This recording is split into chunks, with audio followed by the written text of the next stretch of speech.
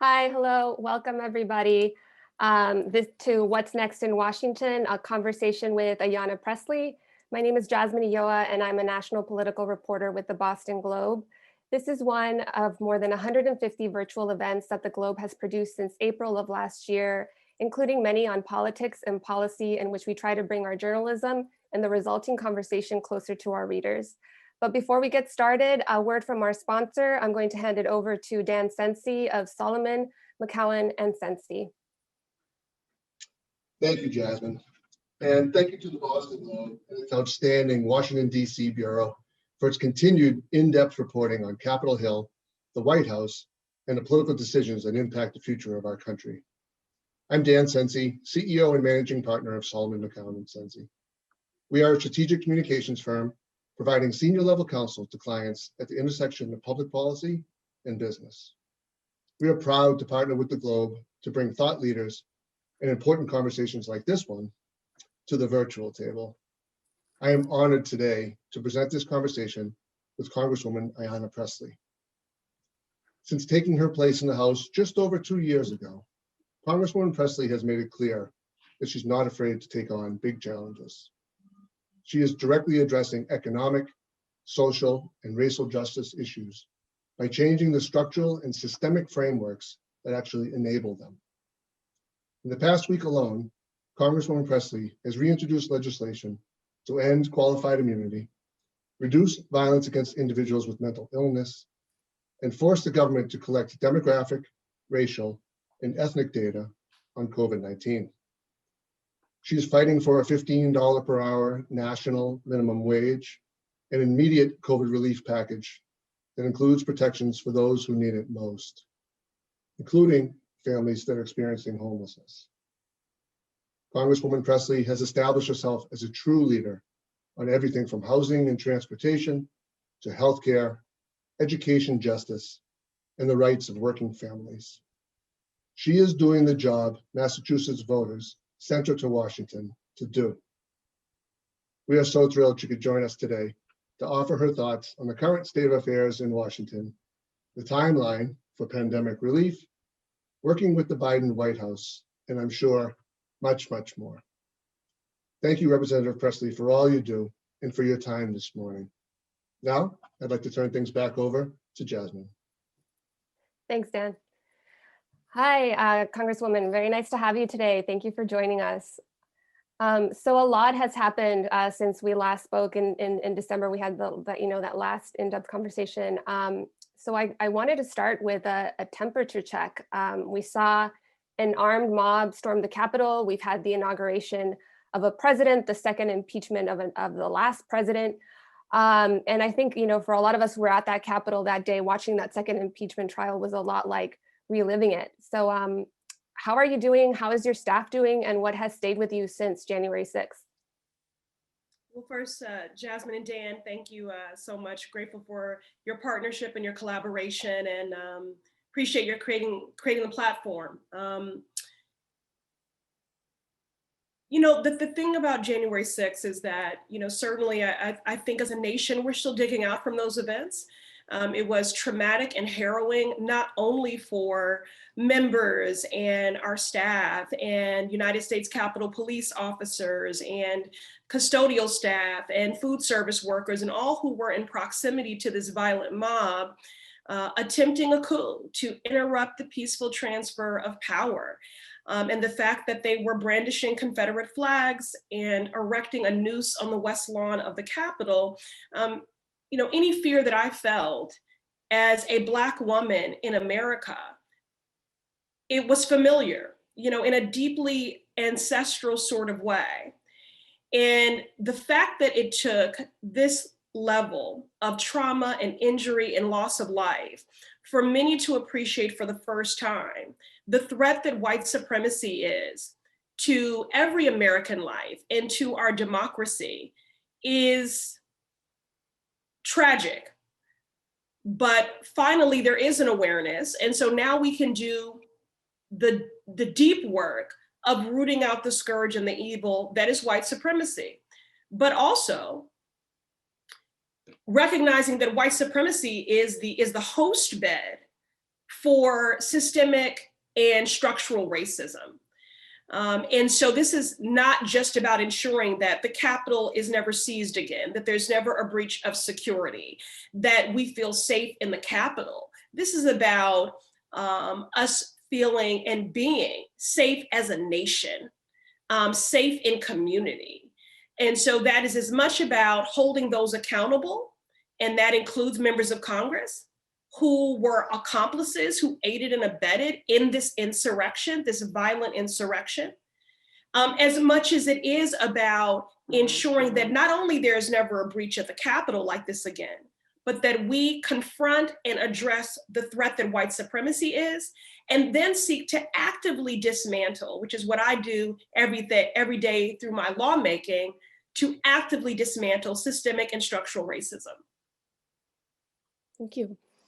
Yeah, what is the mood in Congress right now? What is it like working with other members of Congress? You know, my colleague Liz Goodwin just wrote a story the other day looking at what does bipartisanship mean to members of Congress in the wake of this Capitol attack?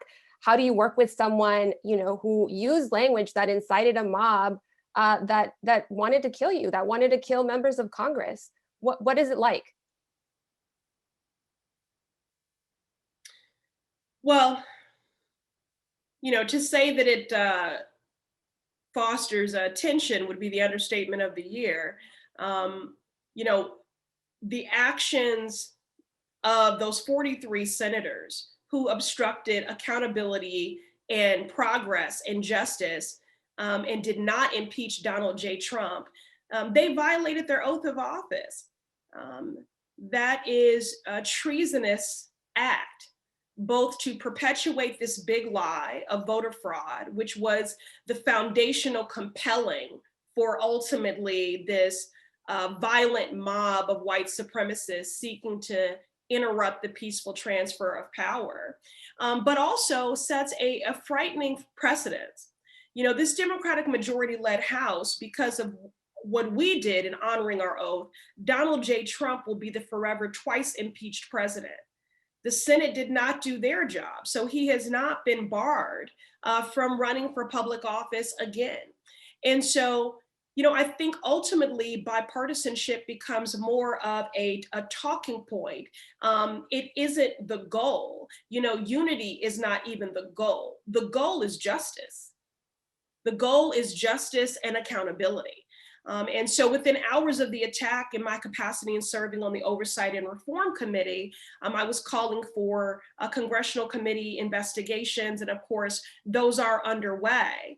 And we should hold not only members of Congress, and they should be expelled, you know, in my opinion, but we should hold any individuals or agencies, again, who aided and abetted this insurrection accountable. So the response should have been one of impeachment, expel for those members who aided and abetted, and investigations. Mm-hmm.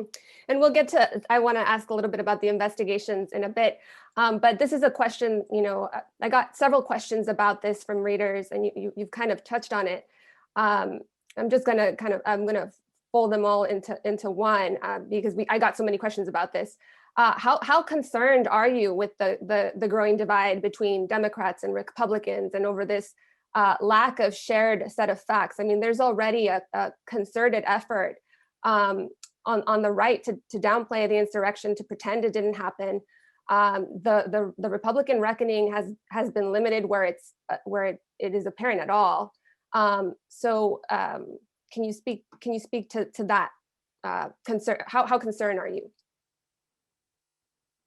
Well, what I remain focused on is centering the people of the Massachusetts 7th Congressional District and centering everyone who calls this country home. You know, that's what I'm focused on. You know, under the Trump administration, we failed to meet the scale and scope of the pandemic, you know, this crisis and the economic hardship that it has wrought. And against all of this happening against the backdrop of a national reckoning on racial injustice. And so, I'm less concerned about them and more focused on centering everyone who calls this country home and the residents of the Massachusetts 7th Congressional District, and doing everything that I can to ensure that we have an equitable public health response to the pandemic, a just and equitable and robust economic recovery from the hardship wrought by this pandemic, and that I am lawmaking in a way that is bold, transformative, and seeks to actively dismantle systemic and structural racism. So I'm not paying too much attention to them. I'm just focused on advocating, organizing, and legislating on behalf of the people who sent me to Washington. And we cross every bridge as we get to it, because certainly I'm new to Congress. Well, I don't even know, I'm a sophomore now, so I'm not that new, but I'm not new to legislating. And so I'm not in denial about the mechanics and pragmatically why I have to care, because we have to, hit certain numbers in order to advance policy. But I think the ultimate persuasion and the way to bring people along is impact. So if you keep centering everyone who calls this country home and the hurt that they're experiencing with unprecedented food insecurity and unemployment, and many on the precipice of being unhoused in the midst of a pandemic, no less, I just have to hope that if I continue to do that, that my colleagues across the aisle, that they will prioritize their constituents too. We saw in relief packages that came out of the Democratic majority-led House, there were some bipartisan concessions, for lack of a better word, because there were things like paid leave and student debt, and making sure that no child goes hungry, and things that previously we were told were improbabilities and would never happen. But there are things that were prioritized in those relief packages that previously we were told were non-negotiables and non-starters. So I think, given the three conflated crises and the gravity of them and the weight of them, it's my hope that it will prompt these members to do right by the people who sent them to Washington. Got it. Well, and we'll get to those legislative priorities. I definitely want to get to those. Just the last question on January 6th, you mentioned the investigations. Anything new, in the days following the attack? The House Administration Committee opened an investigation. The Inspector General of the Capitol Police, there's now a sprawling Justice Department investigation. Any new information? I know you might not be able to comment on this, but anything new that you can share or have learned since then? I know there was a lot of concerns over the panic buttons in your office that were removed that day. Well, it was certainly unnerving to learn that later that day by my chief of staff that our panic buttons had been removed. There is an ongoing investigation, and my panic buttons have since been reinstalled. Great. Well, so now let's get into what is it like working with the new administration? When we spoke back in December, you already were in close contact with transition team members and rallying community advocates to push Biden, as you said, to cancel student debt, halt federal executions, declare climate change a national emergency, and protect immigrants who hold temporary protected status or were brought to the country without legal documents. Can you speak to that? What is it like working with the administration? Where are you with these conversations now with the Biden White House? Sure. Well, first let me just acknowledge that after 4 years of drinking from a fire hose of hateful, hurtful, xenophobic, and racist rhetoric and policies, drinking from that fire hose, dealing with the realities of an administration that has contempt for the American people or everyone who calls this country home, to now have an administration that are thoughtful and committed partners and who are compassionate, certainly is night and day. And I have been in regular communication with them on everything from cabinet to sub-cabinet appointees, to policy priorities, from the very beginning, and that will continue. And in that we are partners, on those things that there is that perfect alignment, we will work on with a fierceness and an urgency. And on those things, that commitments that were made on the campaign trail that have yet to be realized, I will continue to push on them. And that's everything from abolishing the federal death penalty to canceling student debt to repealing HIE. And to be clear, these are not my priorities developed in some vacuum. This is not about being responsive to what Ayanna Pressley wants. This is about meeting the needs of the most marginalized who delivered this Biden-Harris victory, this multi-generational, multiracial movement of the most marginalized met the moment, delivered that victory, and now we must meet the needs of those in the movement. And that is the work that I seek to do in thoughtful partnership with this administration every single day. What does that progressive push or even pushback look like on some of these issues? I'm already hearing some frustration from progressive activists or progressive analysts about, the Senate parliamentarians ruling that the 15 minimum wage increase shouldn't be included in the COVID-19 bill, that Democrats plan to pass through the reconciliation process. Frustration about the negotiations over immigration and the reopening of temporary shelters for unaccompanied migrant teens crossing the border, particularly the Homestead Detention Center in Florida, which was really heavily criticized during the Democratic primary for its conditions. What are you hearing from your from folks in progressive circles, and how do you see the path forward on some of these issues? Yeah, well, look, I've always maintained, inspired by the verbiage of my siblings in movement work, the Working Families Party, that the election of Joe Biden and Kamala Harris would only be a door, not the destination. But I could argue that that's true for any elected official. I never thought that we would have to stop lobbying or advocating or mobilizing. It was just that we were playing a role in making sure the democracy could breathe another day. And we were choosing who would be those people that we lobby. And as I said, they are partners, but a big part of partnership is accountability. And so we just continue to organize and we continue to mobilize. And I do believe that there are progressive victories that have been secured, everything from the earned tax credit to mixed status families being eligible for the stimulus checks, although I consider them to be more survival checks.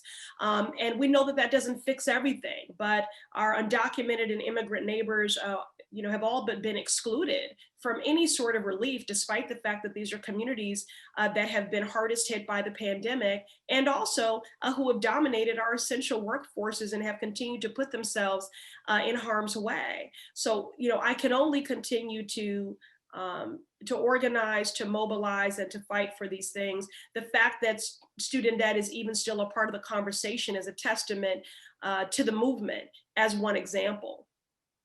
Got it. Can you talk about some of your priorities? Your congressional resolution, for example, calling for the creation of a federal jobs guarantee, which is a program offering a job to any American adult seeking employment. Can you speak to the legacy of that program and what it could look like today? Sure, and I was remiss, Jasmine, so I do want to do this if you don't mind. I'm doing a very elected official thing in my not being succinct here, but I didn't want to not speak to fully the immigration matter and detention. So do you mind if I just speak to that? Go ahead. Go ahead.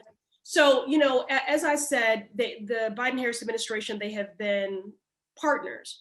And I have been encouraged by some of their initial executive actions, right? So, reversing the racist and xenophobic immigration policy of the last 4 years, a moratorium on deportations, reinstored protections for our DACA and TPS recipients, ending the Muslim ban. So these were things that were very encouraging. Of course, I was deeply troubled by the news that ICE will be reopening the for-profit immigration detention facility at Homestead, where children are reported to have gone hungry, cried themselves to sleep after being forcefully separated from their families. I mean, that is just simply unacceptable. We're supposed to be dismantling our mass incarceration system. And so I'm going to keep working with my colleagues to end the use of these for-profit facilities like Homestead, and to push for these dangerous, immoral, really just rogue agencies like ICE to be held accountable and abolished. And I've seen in the Massachusetts 7th, which is a district that is 53% people of color, nearly 40% foreign born. And in fact, we have the third largest concentration of Haitians in the country. We've seen even after the administration put a moratorium on deportations, we've seen a disproportionate burden and cruelty of Black immigrants, Haitian immigrants in particular, who have been targeted and who continue to be deported in the face of that moratorium. So Congress and this administration really have to fundamentally rebuild an immigration system which affirms the dignity and the humanity of every person. Okay, now speaking of dignity and humanity, I introduced this federal job guarantee resolution as a framework in the midst of this recovery. The Fed has told us to go big. I mean, when does the Fed say that? The Fed has said go big. Secretary Yellen has said we need to go big. The Biden-Harris administration has said we need to go big. And they said they want to build back better. And so that's music to my ears, because what I know for sure, Jasmine, is that we cannot do the work of a recovery that level sets us to an unjust, insufficient, status quo normal. That if we're really going to build back better, we need to be bold. And so I was very proud to introduce this resolution during Black History Month, which is American history, and every day, it's more than the month of February. But economic justice is racial justice. And although many people have defined the March on Washington singularly by Dr. King's I Have a Dream speech, it was a march for jobs and freedom. Just to paraphrase, when Dr. King spoke of, we can integrate a lunch counter, but if you can't afford to buy a sandwich at that lunch counter, what does it matter? Dr. King spoke about the three evils being economic exploitation, militarism, and racism, and that for as long as you have one, you will have the other. And Coretta Scott King, who was an early champion for a federal job guarantee, along with Sadie Alexander, who was the first Black woman to earn a PhD in economics. She spoke about discrimination against a working man or woman being violence, contempt for the poor being violence. So there have been centuries of what I would characterize as policy violence that has resulted in great inequities and disparities and racial injustices and a racial wealth gap. And it's important to note that that was not a naturally occurring circumstance. It was legalized, it was legislated, from unequal access to the GI Bill. It was very precise, to policies like redlining, which obstructed Black Americans' ability to build a generational wealth. So we must be bold and we must be prescriptive. And what a federal job guarantee would do, again, centering the humanity and dignity of all people, in the inaugural activities, Amanda Gorman said that we do not seek to be a more perfect union, we seek to be a more purposed union. So you only get to a more purposed union if every person gets to bring to bear their contribution. And just last year, Massachusetts had an unemployment rate of 17.4%. And we know that Black Americans and other marginalized communities, that our unemployment rate can range from 2 to 4 times greater than that of our white counterparts. We also know that Black and Brown and those individuals that are disabled are often experiencing employment discrimination, are often the last hired and the first fired. So a federal job guarantee would give us it would provide for a job a legally enforceable right for every person to be gainfully employed. Again, Dr. King said economic exploitation is one of the three evils, right? And so people would not be in low-wage jobs. They'd be making a living wage. They'd be in safe working conditions. They have access to healthcare and all other benefits. And it allows us to be responsive to the needs of community. This was done previously during the Great Depression, where they had the WPA and the Civilian Conservation Corps, which Biden is actually right now considering bringing back.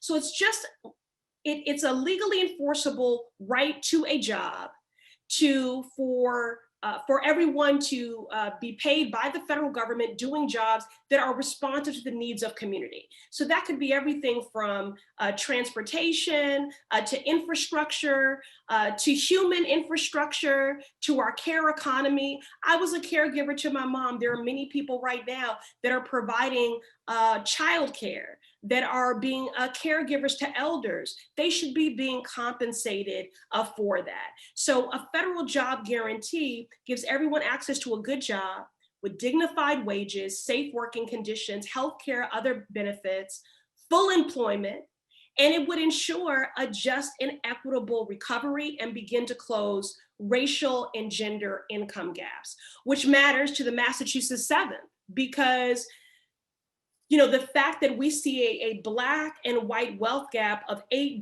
to $247,000, the fact that in a 3-mile radius from Cambridge to Roxbury, life expectancy drops by 30 years and median household income by $50,000. We need to be bold. We need to be bold to mitigate the hurt that has been caused for generations, and we need to be bold to chart a brighter, more just and equitable path forward. And speaking of bold, another area where you're being bold is, and we were talking about this back in December as well, was, we have a pro-choice House majority, and you were gearing up then for this, battle to repeal the Hyde Amendment, which prevents federal funds from paying for abortions, except in certain cases, such as to save a woman's life. Can you speak a little bit about this, and where do you see the Biden administration falling on this, falling on this issue, because Biden just reversed his decades-long support for the measure during the after facing intense pressure from Democratic rivals on the campaign trail? Sure. Well, I think it's important, when I talk about being bold, again, this is not just Ayanna, saying we should be bold. These policies, like a federal job guarantee, which has a popularity of 93%, support a work and job, training program. Policies like canceling student debt, these are popular policies, and also repealing Hyde. So those things that have often been characterized as polarizing or as marginal issues are actually very popular. And it's up to us as legislators to keep pace with the way in which the electorate has moved, because they are understanding this pandemic has laid bare every inequity and disparity and has exacerbated them. And certainly the last 5 years that we've seen what's happened in states who have worked actively to deny access to healthcare, to abortion care, to reproductive justice, that these inequities are deep. And so in order for us to match how deep the injustice and the inequities, we have to be just as bold. And so the fact that this is now only the second pro-choice majority Congress in the history of Congress, and we have an unprecedented number of women serving and people who are committed to healthcare justice. I'm proud to chair the Abortion Rights and Access Task Force under the Pro-Choice Caucus. And I'm grateful for the leadership and partnership of Representative Barbara Lee and Representative Ocasio-Cortez. And Hyde's days need to be numbered. And President Biden did change his position on this throughout the course of the campaign. And so now, again, a partnership is about accountability. And so we'll continue to advocate for Hyde to be repealed. I have already sent a letter to the administration, as well as we enter into our appropriations process, saying that it simply cannot be included in any future base bills. This is the time. Last Congress, I introduced an amendment But it's time. It is time for us to repeal Hyde. Yeah, and you actually touched on something that I was also, it was another kind of theme in the questions that I was getting from readers that submitted question. What was I think someone actually even put, there is a lot of popularity for a lot of these initiatives. How do we, I think the question was something like, how do we message those? Because a lot of people, when you go out into the community and you explain to them, this is what DACA is, this is what the Green New Deal is, this is what the Affordable Care Act, they'll be with you every step of the way, but then they still go to the ballot box and vote Republican, and especially in these really red districts. So how do you message that? How do you translate that? These priorities, especially right now in a very divisive time. Well, I always say that policy is my love language, and I mean that because we've seen policy enact and create great hurt and harm. And so if policy can create hurt and harm, then we should be legislating equity and legislating justice and legislating healing. And so in addition to those things that I continue to advocate for with the Biden-Harris administration, things that they can do by executive action, like canceling $50,000 worth of student debt, which Congress did give President Biden the authority to do through the Higher Education Act. He can just mitigate that hurt with the stroke of a pen. Halting federal executions and saving lives, that can happen with the stroke of a pen. I want to see the federal death penalty abolished, period. And I've introduced legislation to do that. And so I'm both using those stories, the lived experience from those closest to the pain in my advocacy, on my platforms, in the bully pulpit, which I think is very important. But then I'm also legislating those things and then doing the work of building the consensus to see those things become law. But for me, the way that people move, and I've seen it happen, is it's just about centering the people and keeping them in proximity to that as often as possible. If you look at the Affordable Care Act as an example, the reason why that was preserved was not for the conviction of lawmakers. It was for the courage of everyday people who kept showing up and quite literally laying their bodies on the line and demanding that their humanity be seen. And so I really, that's really all that we can continue to do. Coretta Scott King reminds us that, justice is something that is earned every generation. And so the work of movement building to realize social, economic, and racial justice for Black Americans and other marginalized communities, it doesn't stop. Mm-hmm, mm-hmm. Yeah, and I want to touch a little bit more on that, because I think I had some questions that were related to that. But before we run out of time, I do want to talk about criminal justice. Democrats last night passed the most ambitious effort in decades to overhaul policing nationwide, and this is coming 30 years to the day, 30 years to the week that 25-year-old Rodney King was brutally beaten by LAPD officers. Can you speak a little bit about the George Floyd Justice in Policing Act, which you supported on the floor last night? And there was some reporting coming out last night that in exchange for voting in favor of that, you made an agreement with the House Judiciary Committee to hold hearings on a number of police reform issues. So can you speak about the bill and what are you hoping comes out of those hearings? So let me step back for a moment. Last year, Representative Omar and I introduced a resolution, which is ostensibly a values frame, to denounce police brutality and the militarization of police. And that was the first time a resolution like that had been introduced since 1999. Now, I can't even approximate how many Black lives have been surveyed, profiled, brutalized, and murdered since then. The reason why the Congressional Black Caucus was shovel ready with dozens, if not hundreds of pieces of legislation when in the midst of the pandemic, people were besieged by these images of unarmed Black Americans being murdered by police. And they said, oh, we should do something. We need to finally do something. The Congressional Black Caucus was ready with hundreds of pieces of potential legislation. Why? Because this is the work that this is the fight that we have been in for decades that has often fallen on deaf ears. And that includes within our own caucus, if I'm being honest. And so I took that vote yesterday because it is a step in the right direction. But we are not going to undo centuries of brutality and murder and hurt and harm in one bill. And I didn't want anyone to be under the false pretenses that they could sort of check a box that we've done our part and now we can move on. No, this is going to require multiple efforts, like my bill to end qualified immunity. There can be no justice without accountability. And currently, the police can operate with callous disregard for human life, for Black and brown bodies, with reckless impunity, without any consequences.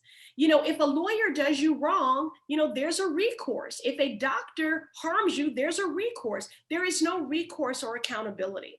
And so that's why I reintroduced my bill to end qualified immunity, but it's also why I've introduced other bills like counseling, not criminalization, or the End Push Out Act, or the Mental Health Justice Act, which instead of deploying law enforcement to someone's home having a mental health crisis, would deploy mental health clinicians. That was an effort that I initiated in my time on the Boston City Council. So I took that vote. It is a step, but I took that vote contingent upon, and I did get, in partnership with Representative Cori Bush, who serves on the Judiciary Committee and actually will now be the vice chair of the Judiciary Committee, we were able to secure these commitments by Chairman Nadler that there will be future hearings.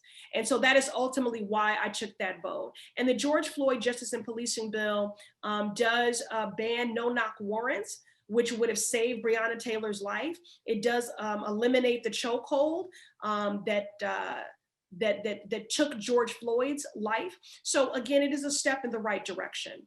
Mm-hmm, mm-hmm. But our work isn't done, and I also just want to acknowledge that the obstruction to progress and justice has often been about a deficit of political will and courage, a lack of knowing and understanding about how racism is structural. It is systemic, but it's also procedural things like the parliamentarian, they're like the filibuster. So even when we have these policies that are popular and we know that they meet the needs of those we represent, there have been these procedural barriers like the filibuster and like that of what we saw with the parliamentarian. Mm-hmm, mm-hmm. And this is so this dovetails with another question from one of our readers. Where do you see the momentum from the Black Lives Matter movement, and have the lessons from the summer of 2020 stayed with members of Congress?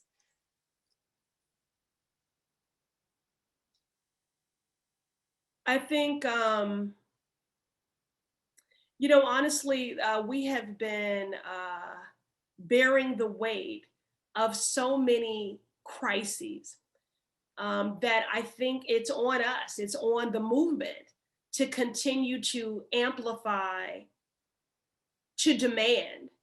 Otherwise, people will just move on. But again, that's why I worked with Representative Bush to negotiate these commitments from the chair of the Judiciary Committee, so that people get that, the movement isn't going anywhere. And we're not done because one box has been checked. And again, I do want to give credit to Karen Bass and the Congressional Black Caucus, for their leadership on these issues. I think what needs to happen here, Jasmine, is there has to be an understanding. And if people don't get it after the pandemic, I don't know, but our destiny and our freedoms are tied. You know, we are inextricably linked to one another. And the reason why the Black Lives Matter movement, I think, has been so sustaining and so effective is because it broke down a lot of organizing silos. It really underscored that, you know, we are all connected. And so that movement is a multi-generational and multiracial movement. And so if there's anything from the movement side that has been gained from 4 years of hateful rhetoric and policies by the Trump administration, now you will see that the movement for Black Lives Matter is integrated into the immigrants' rights space, the reproductive justice space. And that's not to say that it doesn't have the integrity and isn't deserving of its own space, but it is the acknowledgement that we need to be inclusive and intentional in our movement building. And I think for as long as we do that, then they can't they can't chip away at us, you know, sort of one offering at a time. So long as we recognize that, no, this is a movement and we care, the Black Lives Matter, and we need to affirm that in our budgets, and we need to legislate like that and be unapologetic in that. And we care about immigrants' rights. And we care about economic justice, because economic justice is racial justice. And we care about climate and environmental justice, because that is racial justice. You know, and we care about housing justice. All of these things are connected. And again, Jasmine, the movement that delivered this Biden-Harris victory was one of issues-based activists who were championing policies like student debt cancellation, like a Green New Deal, like an end to police brutality and mass incarceration. So this is an issues-based activist movement, multi-generational, multiracial, and we have to meet the needs of the movement. We have to meet the needs of the most marginalized. And this is the moment. You know, everyone keeps casually throwing around the word a reckoning. And, you know, I look to Reverend Barber from the Poor People's Campaign as sort of a North Star and an anchor very often. And he said that this reckoning demands of us a reconstruction, a third reconstruction. And so in this moment, I'm just trying to be a fierce community builder in that, and then holding all of my colleagues accountable to do that work as well, of a third reconstruction. Because what is a reckoning? It is something epic. It's something, you know, of biblical proportions. So we have to make sure that our legislative response, that our budgetary response is as broad and as deep as the hurt. Thank you so much. We only have about a minute left. I don't know if I think that qualifies as closing remarks, but if there's anything else you'd like to say that I haven't asked, please do. Well, just that, you know, it's been my greatest honor, other than being a wife and a mother and my parents' daughter, to be the Congresswoman for the Massachusetts 7th Congressional District. And the reason why I ran is to root out and to address these inequities and these disparities and these racial injustices, to change the legacy of the Massachusetts 7th from being a diverse, vibrant, and dynamic district, but one of the most unequal in the country. And that is the work that I seek to do in partnership with community each and every day. And so I'm gonna keep fighting the fight for a just and equitable recovery from this pandemic. And that includes all the things I've enumerated, and I don't want to forget about. Please know I'm fighting for our small businesses, and especially our minority-owned small businesses, our beauty salons, our barbershops, and our bodegas, because we know how critical they are, and that the projections are that 40% plus of them could remain permanently shuttered. And so I have introduced legislation with then Senator Harris, which we are working hard to make sure that that's Saving Our Street bill, which would require $124.5 billion in grants to historically underrepresented businesses. We know how important that is. And so again, economic justice is racial justice. And so I'm just gonna keep fighting. So representing the Fighting 7th, the Massachusetts 7th, thank you for this honor. Thank you. Thank you for doing this with us. I appreciate it. We appreciate it. Thank you.